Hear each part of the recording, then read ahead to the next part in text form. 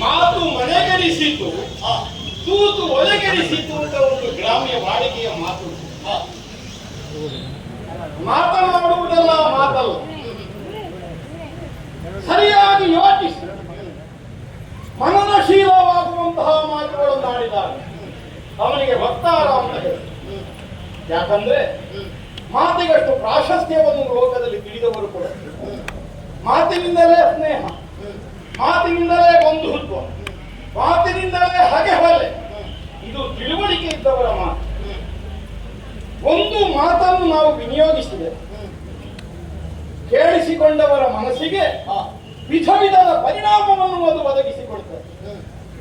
ನಿನ್ನಲ್ಲಿಗೆ ನಾವು ಬಂದದ್ದಲ್ಲ, ಜ್ಯೋತಿರ್ಮೇಧದ ಆಸ್ಥಾನ ಇದು.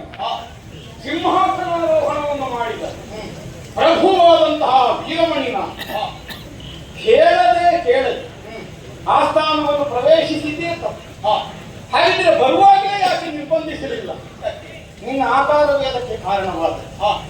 ಏನು ನಿನ್ನನ್ನು ನೋಡಿದರೆ ಒಂದು ಶಾಖಾ ಮೃಗ ಹೀಗೆ ನಾವು ತಿಳಿಯುವಂತಹ ಸ್ಥಿತಿ ಉಂಟು.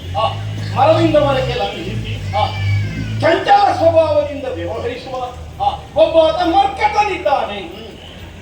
ಮರ್ಕಟ ಅನ್ನುವಂತಹ ಚಪಲ ಬುದ್ಧಿಯನ್ನು ಹೊಂದಿದವನಿಗೆ ರಾಜಸ್ಥಾನ ಆದರೇನು, ಅಥವಾ ರಾಜ ಬೀದಿ ಆದರೇನು, ಅಥವಾ ಕಾಡಾದರೇನು, ಹೀಗೆ ಸ್ವೇಚ್ಛಾವೃತ್ತಿಯಿಂದ ಬಂದಿದ್ದಾನೆ ಹೀಗೆ ನಾವು ಭಾವಿಸಿದರೆ ಅದಲ್ಲ ಅನ್ನುವುದನ್ನು ನೀನು ತೋರಿಕೊಟ್ಟೆ.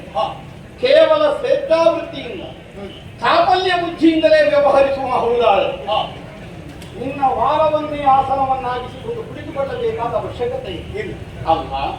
ಏನೋ ಬಹಳ ದೂರದಿಂದ ಬಂದಿರಬೇಕು, ಇಲ್ಲಿಗೆ ಬಂದ ಮೇಲೆ ಆಯಾಸ ಆಗಿರಬೇಕು, ಅದಕ್ಕಾಗಿ ಕುಳಿತಿದ್ದಂತೆ ಇಟ್ಟುಕೊಳ್ಳೋಣ. ಆದರೆ ನಿನ್ನ ಅವಿಧೇಯತನ ನಿನ್ನ ವ್ಯವಹಾರದಲ್ಲಿ ಕಂಡು ಬಂದಾಗ ಹಿರಿಯ ಮಗನಾದಂತಹ ರುಕ್ಮಾಂಗ ಆಕ್ಷೇಪ ಮಾಡಿದ. ಅವ ಆಕ್ಷೇಪ ಮಾಡಿದ ಪದಾರ್ಥ ಅಲ್ಲ. ಯಾಕೆಂದ್ರೆ ರಾಜಾಸ್ಥಾನ, ಅದಕ್ಕೊಂದು ಮರ್ಯಾದೆ ಇದೆ. ರಾಜನ ಆಸ್ಥಾನ ಏನು? ಒಬ್ಬ ಸಾಮಾನ್ಯ ಮನುಷ್ಯನ ಮನೆಯಲ್ಲಿ ಒಂದು ವ್ಯವಸ್ಥೆ ಇದೆ. ಆ ಮನೆಯ ಯಜಮಾನನನ್ನು ಮೀರಿ ಬಂದವ ವ್ಯವಹರಿಸುವುದಕ್ಕಿಲ್ಲ. ಈ ಆಸ್ಥಾನವನ್ನು ಸೇರಿದನು ರಾಜನಾದ ನನಗಿಂತ ಅತಿಶಯವಾಗಿ ನನ್ನ ದೃಷ್ಟಿಪಥಗಡ್ಡವಾಗಿ ಒಂದು ಆಸನವನ್ನು ಸಿದ್ಧ ಮಾಡಿ ಕುಳಿಕೊಡ್ತೀಂತಾದ್ರೆ ಬರುವಾಗಲೇ ನೋಡಿದ್ದೇನೆ ನಿನ್ನ ಬಾಲ ಅಷ್ಟು ಉದ್ದ ಇರಲಿಲ್ಲ. ಹಾಗಿದ್ರೆ ನಿಮ್ಗೆ ಬೇಕಾದಂತೆ ಅದನ್ನು ಬೆಳೆಸಿದ್ದಾಗಿರಬೇಕು. ಅಲ್ಲ ಸುರುಳಿ ಸುತ್ತುವಲ್ಲಿ ಏನೋ ಚಾಕಚಕ್ಯತೆಯನ್ನು ಕಾಣಿಸುತ್ತಿರಬೇಕು. ದೊಡ್ಡ ಸುರುಳಿ ಸುತ್ತಿದ್ರೆ ಕಡಿಮೆ ಎತ್ತರ ಬರ್ತದೆ, ಸಣ್ಣ ಸಣ್ಣ ಸುರುಳಿ ಮಾಡಿದ್ರೆ ಹೆಚ್ಚು ಎತ್ತರ ಬರ್ತದೆ. ಹಾಗಂತದ್ದು ನೀನು ಮಾಡಿದ್ದಿರಬೇಕು. ಹಾಗೆ ನೀನು ಅದರಲ್ಲಿ ಕುಳಿತುಕೊಂಡು ಬಾಲ ಇರುವುದು ನಮಗಾದ್ರೂ ಅದರ ಹಿಡಿತ ನಿನಗೆ ಗೊತ್ತಿದೆ. ಯಾಕಂದ್ರೆ ನಾವು ಬಾಲ ಇದ್ದೆ, ಬಾಲ ಇದ್ದವರ ಕಥೆಯನ್ನು ತಿಳಿಯಬೇಕು ಅಂತ ಇಲ್ಲ. ನೋಡಿಯೇ ಕಥೆ ನಮ್ಮ ಮುಂದೆ ಬಾಲ ಬಿಚ್ಚಲಿಕ್ಕೆ ಕೆಲವರು ಬಂದು ಆಗದೆ ಹೋಗ್ತಾರೆ.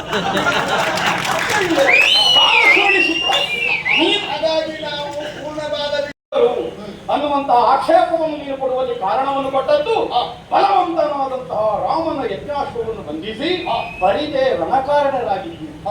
ಏನು ಅಯೋಧ್ಯೆಯ ರಾಜ್ಯದ ಹೊರಗೆ ಎಲ್ಲಿಯೋ ಹುಲ್ಲುಗಾವಲಲ್ಲಿ ಮೇಯುತ್ತಿರುವ ಕುದುರೆ ಎಳಕೊಂಡು ಬಂದು ಕೂತಿದ್ದ ನಾವು ಹಾಗಾಗಿ ಜ್ಯೋತಿರ್ಮೇಧದ ಉಪವನವನ್ನು ಪ್ರವೇಶಿಸಿ ಕ್ಷಾತ್ರ ಪಂಥವನ್ನು ಕೆರಳಿಸಬಹುದಾದ ಪಂಥಾಹ್ವಾನವನ್ನು ಹೊಂದಿದ ಆ ತುರಗವನ್ನು ಬಂಧಿಸಿದ್ದೇವೆ. ಅದು ಬರಿದೇ ರಣಕಾರಣ ಅಲ್ಲ. ಈಗ ಕೆಲವು ಸಲ ಏನಾಗುತ್ತದೆ, ನೋಡುವವನಿಗೆ ಇದರ ಕುರಿತಾದಂತಹ ಗಹನತೆ ಗೊತ್ತಿರುವುದಿಲ್ಲ. ಅದರ ಮೌಲ್ಯ ಎಂಥದ್ದು, ಅದರ ಯೋಗ್ಯತೆ ಯಾವುದು, ಎಂಥದಪ್ಪ ಇರುತ್ತೆ ಕಷ್ಟಪಡ್ತಾರೆ. ಕಾನೂನಿಗೆ ಕಾಣ್ತದೆ ಒಂದು ಅಪರಿಚಿತವಾದ ಪ್ರದೇಶದಲ್ಲಿ. ಈಗ ಇದನ್ನು ನೋಡಿದ್ರೆ ಇಂಥದ ಇವರು ಇಷ್ಟೆಲ್ಲ ಪರಿಸರ ಪಡ್ತಾರೆ, ಶೋಷಣೆ ಮಾಡ್ತಾರೆ, ವ್ಯವಹರಿಸ್ತಾರೆ. ಇದರ ಮೌಲ್ಯ ಏನು ಯಾಕೆ? ಆದ್ದರಿಂದಲೇ ಒಬ್ಬ ಕ್ಷತ್ರಿಯನಾದವನಿಗೆ ಗೊತ್ತಿದೆ ಯುದ್ಧಕ್ಕಿರಬಹುದಾದಂತಹ ಮೌಲ್ಯ ಏನು. ಅದು ಬರೀದೇ ಅಲ್ಲ, ಸ್ಪರ್ಧೆಯಲ್ಲಿ ಮನೋಭಾವದಿಂದ ಮುಂದುವರಿಯುವುದು ಗೆದ್ದೇವೆ ಅನ್ನುವಂತಹ ತೀರ್ಮಾನದಿಂದಲೇ ಗೆಲ್ಲುತ್ತೇವೆ ಎನ್ನುವ ವಿಶ್ವಾಸ ಬೇಕು. ಮತ್ತೆ ಗೆಲ್ಲುವುದು ನಾವು ಅಂತ ತೀರ್ಮಾನ ಆದರೆ ಸ್ಪರ್ಧೆ ಅಂತದೆ. ಅದಕ್ಕೆ ರಾಮನಂತವನೊಂದಿಗಿನ ಸ್ಪರ್ಧೆ ಯಾಕೆ? ನಾವೇನು ಅನ್ನುವುದನ್ನು ಕಾಣಿಸಿಕೊಳ್ಳಬೇಕು. ನಮಗೆ ಸಿಕ್ಕಿದಂತಹ ಅವಕಾಶ ಅನ್ನುವ ನಿಮಗೆ ಹತ್ತಿದ್ರೆ ಅವನು ಇದೇ ಕದನ ಕಾರಣ.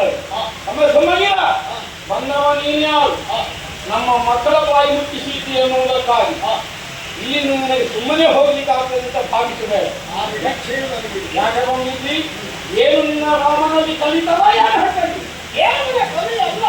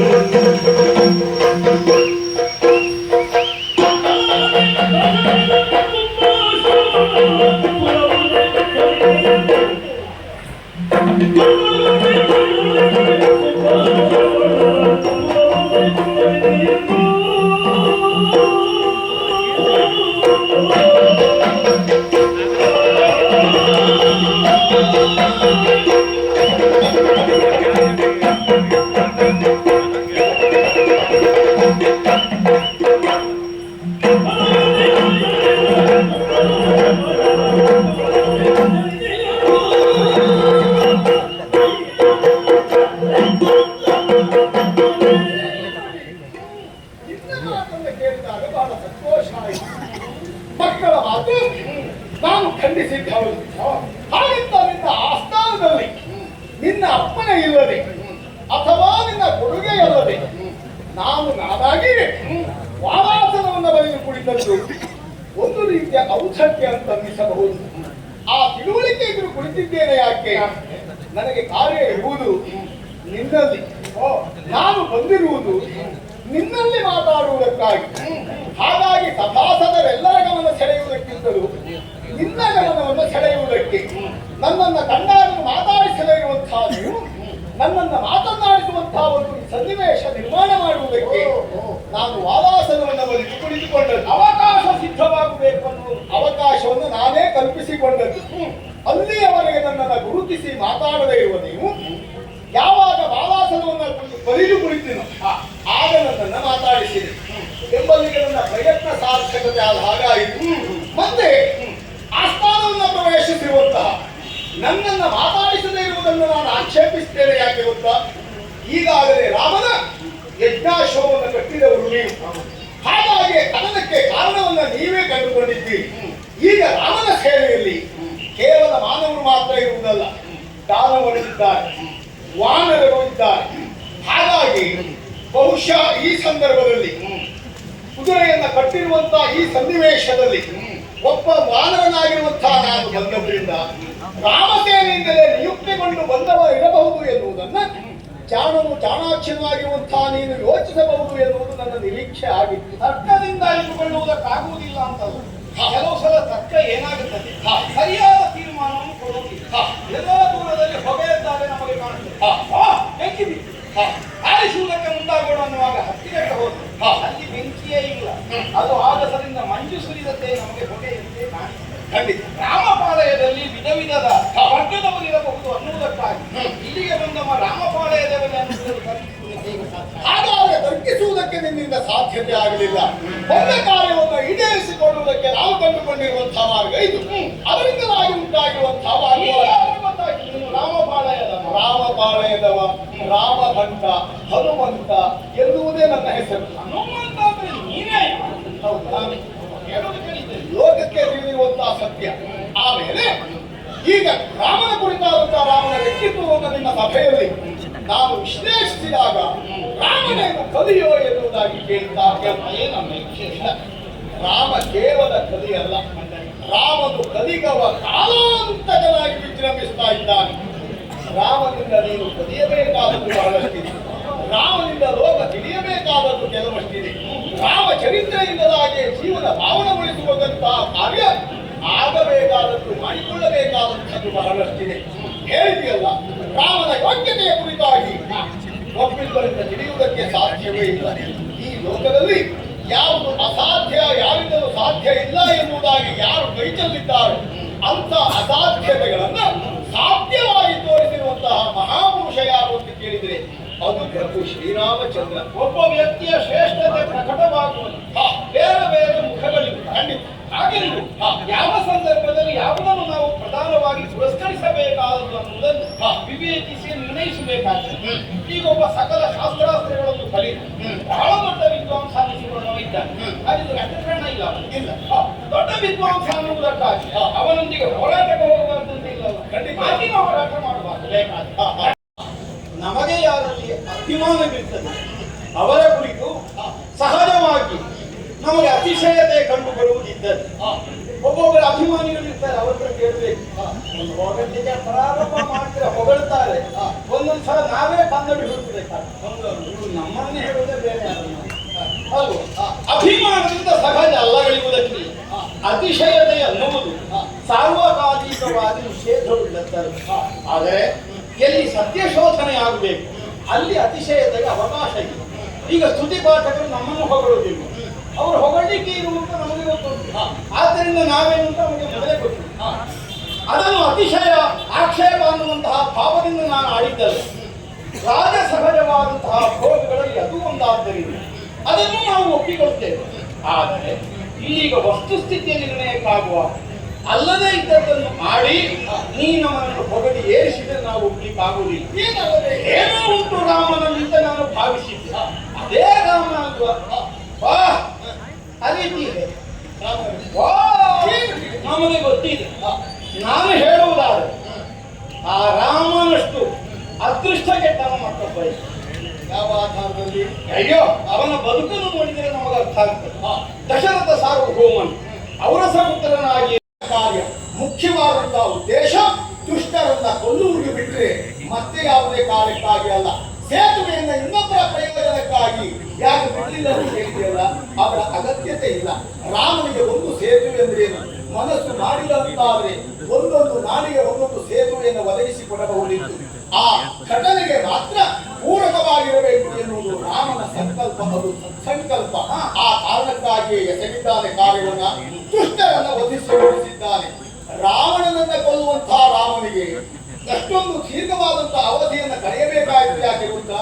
ರಾಮನಿಂದಲೇ ರಾವಣನ ಸಾವು ಎನ್ನುವುದು ಮೊದಲೇ ಅನರಣ್ಯಕನ ಪ್ರಕರಣದಲ್ಲಿ ಅದು ಇತ್ಯರ್ಥ ಆಗಿ ಹೋಗಿದೆ. ಆ ಕಾರಣಕ್ಕಾಗಿಯೇ ರಾವಣನನ್ನ ಒದಿಸುವಂತಹ ಕಾರ್ಯದಲ್ಲಿ ಅಷ್ಟು ವಿಳಂಬಿತನಾಗಿ ಕಾರ್ಯವನ್ನು ಎಸಗಿದ್ದಾನೆ. ಲೋಕವೇ ಒಪ್ಪಿರುವಂತಹ ಅವತಾರ ಮೂರ್ತಿಯಾದಂತಹ ಶ್ರೀರಾಮಚಂದ್ರನ ಅಕಳಂಕತೆಯನ್ನ ಯಾಕೆ ಸುಮ್ಮನೆ ಅನುಮಾನಿಸ್ತಾ ಇದೆಯಾ? ರಾಮನ ವಿಕ್ರಮ ಏನು? ಹೀಗೆ ಪ್ರಶ್ನಿಸಿದರೆ ರಾವಣಾದಿಗಳ ಒಳ್ಳೆಯ ಕಥನವನ್ನು ಹೇಳಿ ಅದು ದೊಡ್ಡ ವಿಕ್ರಮದ ವಿಷಯ ಅಲ್ಲ ಅನ್ನುವಾಗ ನಾನು ನಿರಾಕರಿಸಿದ್ರೆ ಅದಕ್ಕೆ ಹಿನ್ನೆಲೆಯಲ್ಲಿ ಮತ್ತೊಂದು ಮೌಲ್ಯವನ್ನು ಕಲ್ಪಿಸುವುದಕ್ಕೆ ಬೇಕಾಗಿ ಸಾಮಾನ್ಯ ಮನುಷ್ಯನಾದ ರಾಮನನ್ನು ವಿಶ್ವಮೂರ್ತಿ ಎನ್ನುವ ಹಾಗೆ ಶ್ಲೋಕಿಸುವುದಕ್ಕೆ ನೀನು ಪ್ರಾರಂಭಿಸಿದ್ದೀರಿ. ಏನು ನಮಗೆ ದೇವರ ಗುಂಟಾಯಿ ಅಂತ ಭಾವಿಸಿದ್ದೀರಿ?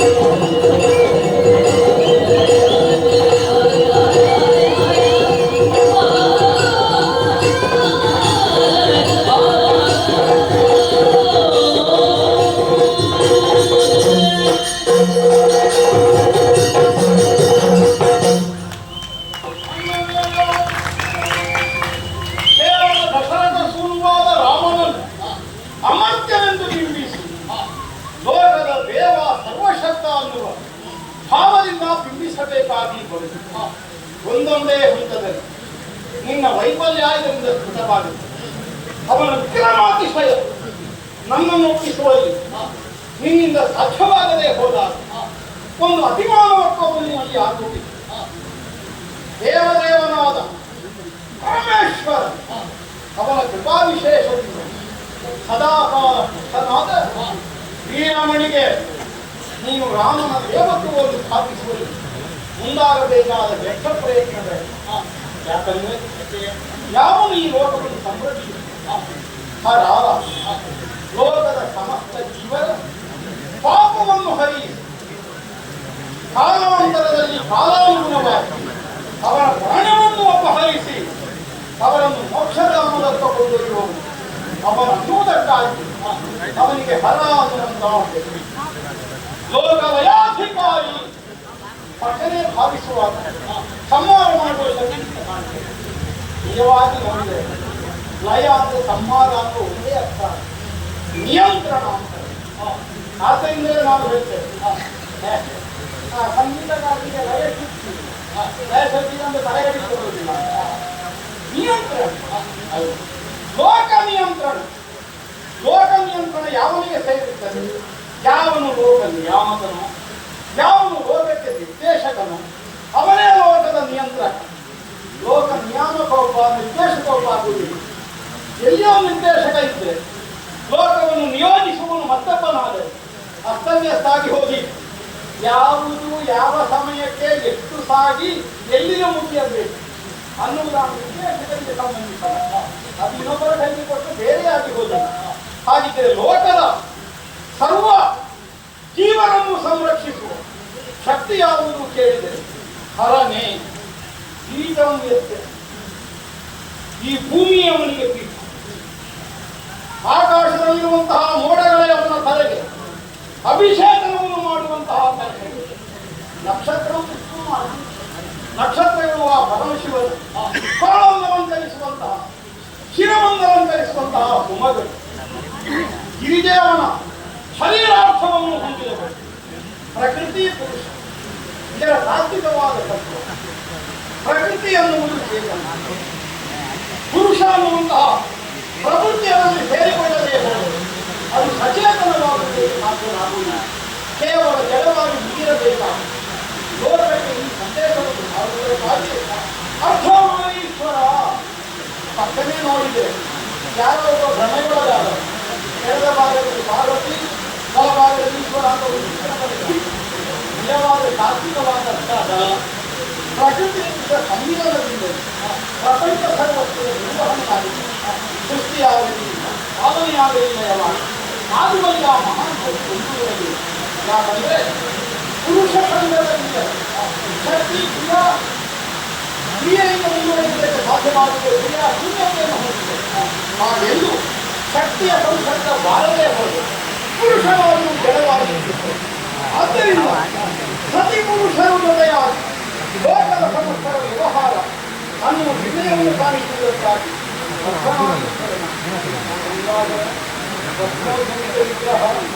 ನಾಗಾಭರಣ ಕರ್ಮಾಂಗರ ಪಂಚಭೂತಾತ್ಮಕವಾದ ಪ್ರಪಂಚದಲ್ಲಿ ಪಂಚಭೂತಗಳಿಗೆ ಸಂಬಂಧಿಸಿದ ಪ್ರತಿಯೊಂದನ್ನು ತನ್ನಲ್ಲೇ ಧರಿಸಿ ಈ ಭೂಮಿಗೆ ಜಗನಾದ ದೇವನಾಗಿ ಸ್ಥಾಪಿತನಾದ ನಮ್ಮನ್ನು ಅನುಗ್ರಹಿಸಿದಂತಹ ವಿಶೇಷವಾಗಿದ್ದಾನೆ.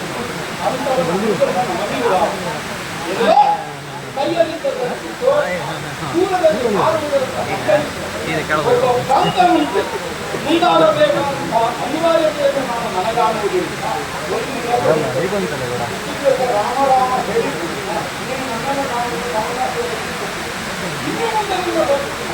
ಸರ್ವಸಿದ್ಧಿಗಳು ಒಳಗಬೇಕಾದ ನಾನೇ ನಮ್ಮ ದೇವರ ಹೌದು.